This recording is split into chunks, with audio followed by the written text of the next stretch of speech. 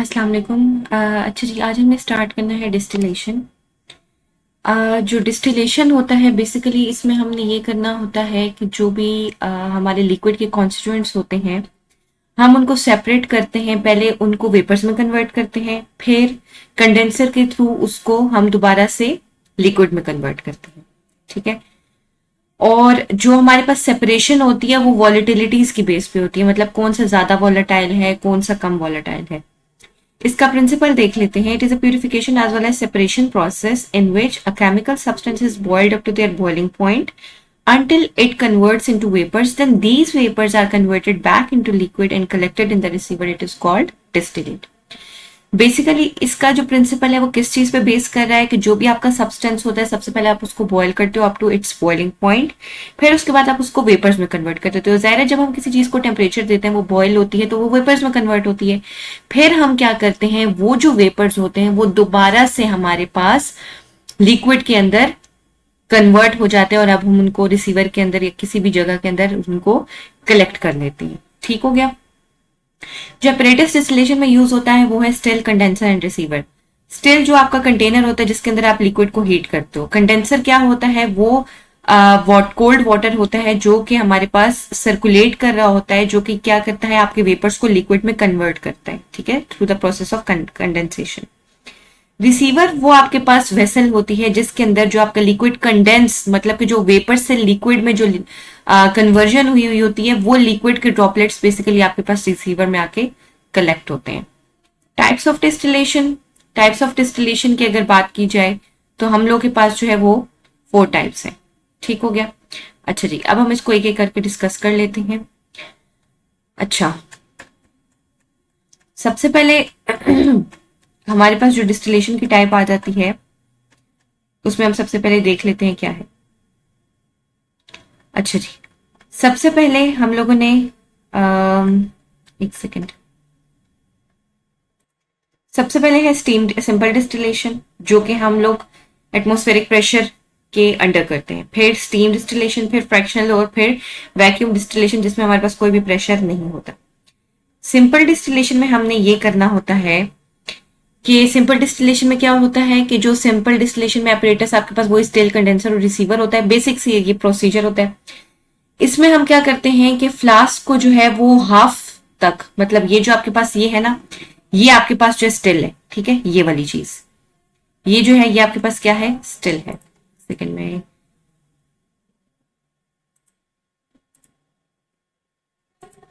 अच्छा जी, ये आपके पास क्या है, ये स्टिल है। ठीक है।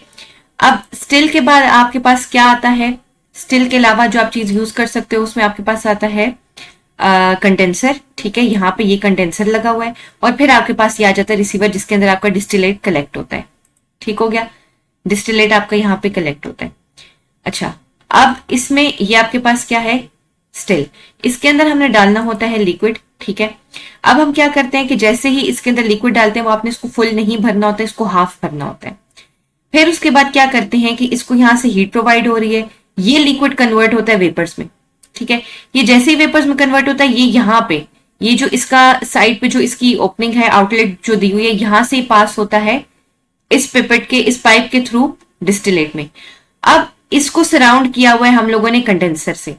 कंडेंसर से कैसे सराउंड किया हुआ है कि एक वाटर आउटलेट है और एक वाटर इनलेट है। यहाँ पे ये जो हमारे पास वाटर इनलेट है इसको हम कनेक्ट कर देते हैं किसी भी टैप के साथ, किसी भी नल के साथ जहां से ठंडा पानी आ रहा हो।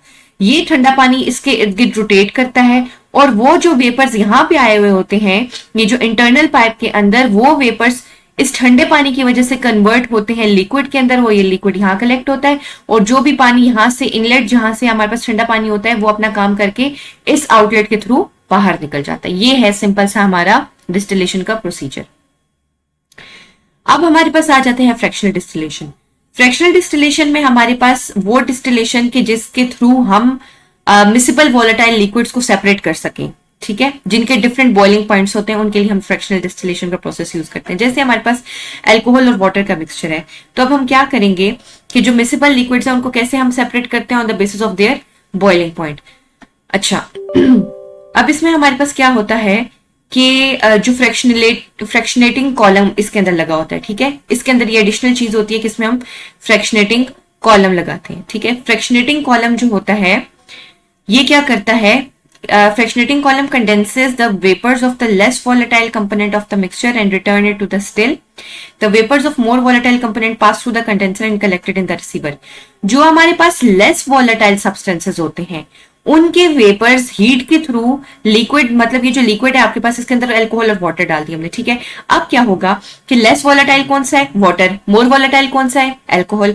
अब जो लेस वॉलेटाइल सब्सटेंस है वो इसी के अंदर जो है वो वेपर्स में सबसे पहले वेपर्स में कन्वर्ट होगा, फिर कंडेंस बैक होके इसी के अंदर आ जाएगा और किसमें कन्वर्ट हो जाएगा, लिक्विड के अंदर।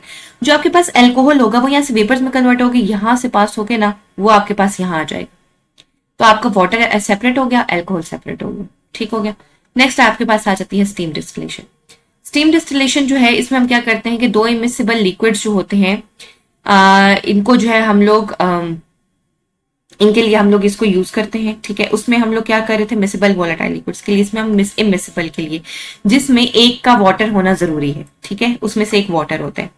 The distillation apparatus consists of steam generator with a tube which carries the steam to the flask containing the liquid.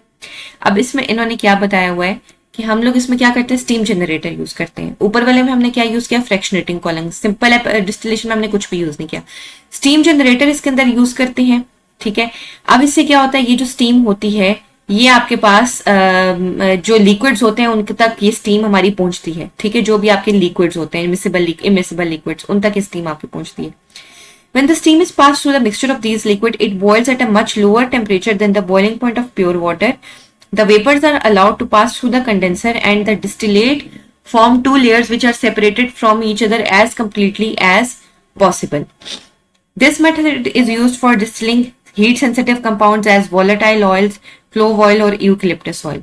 अब इसमें हम क्या करते हैं कि इसमें हमारे पास जो बहुत हीट सेंसिटिव कंपाउंड्स है उनके लिए होता है। अब इसमें क्या होता है कि जो स्टीम लगी होती है, बेसिकली जो स्टीम जनरेटर होता है वो स्टीम जनरेट करता है, और उस स्टीम जनरेट से करने से क्या होता है कि जैसे ही स्टीम इस लिक्विड के थ्रू पास होती है लिक्विड्स के अंदर से, वो क्या करती है कि जो लिक्विड होता है आपका वो आपके जो बॉइलिंग पॉइंट होता है उससे कम टेम्परेचर पे वो बॉयल होना शुरू हो जाता है, ठीक है।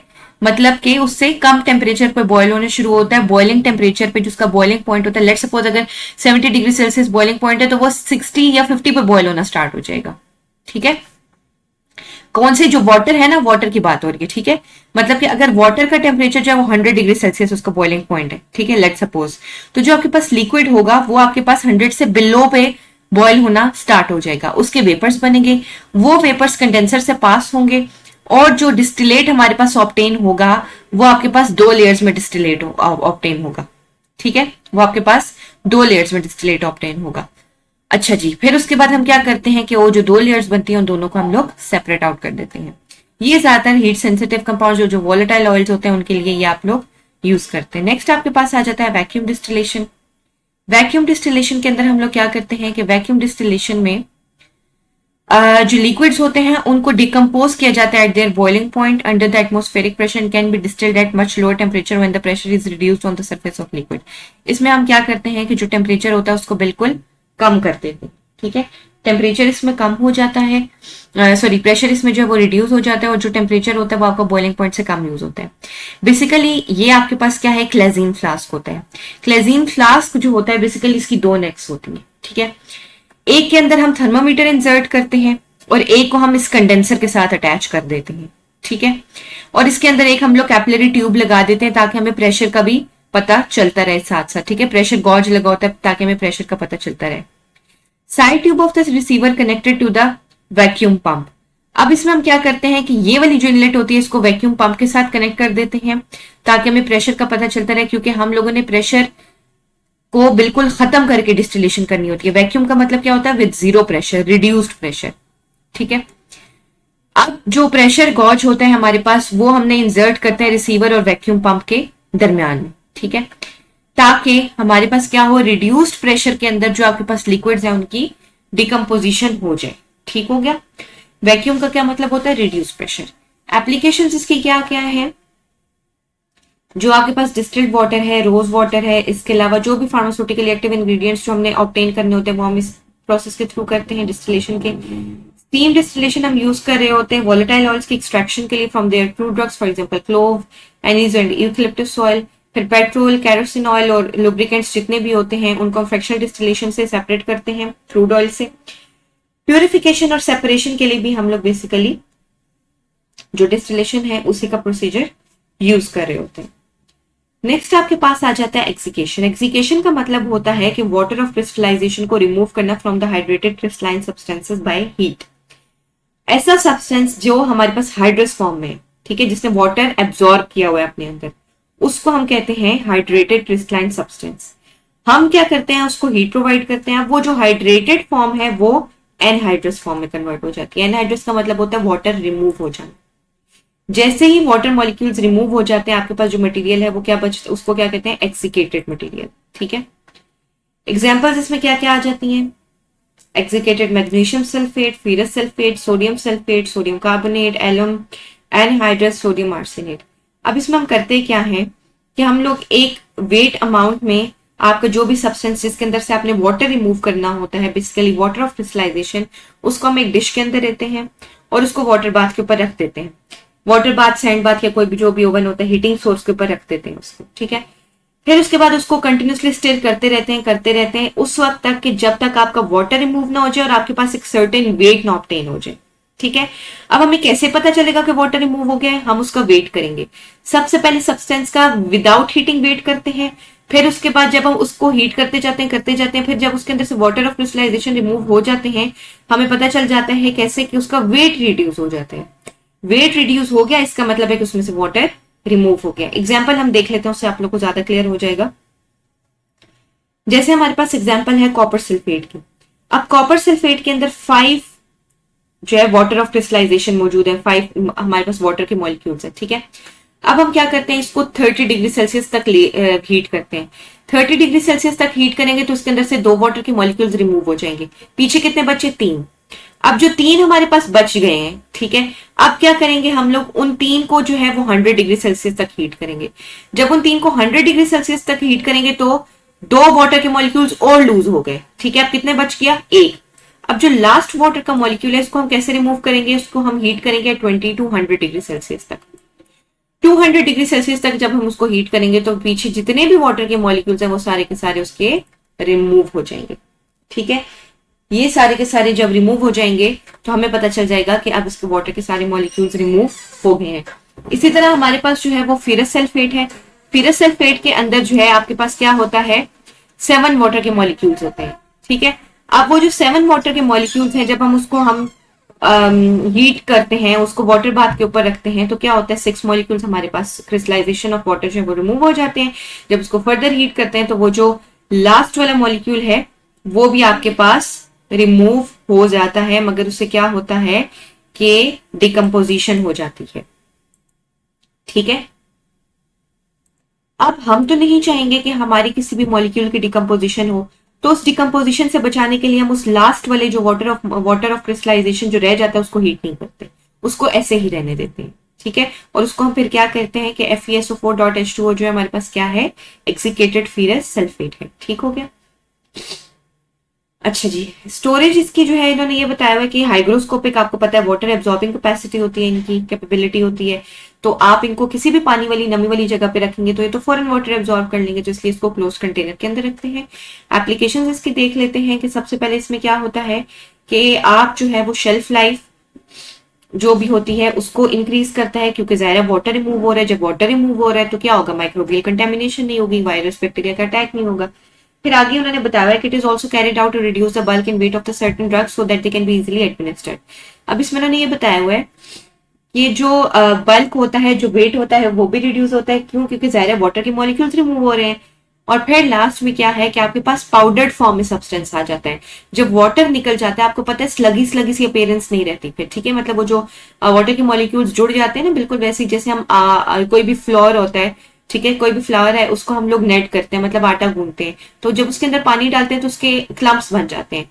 तो जब आप पानी रिमूव करेंगे तो वो अपनी पाउडर फॉर्म में आ जाएगा और उसको जो है वो फिर इजी होता है हमारे पास हैंडल करना। ठीक हो गया।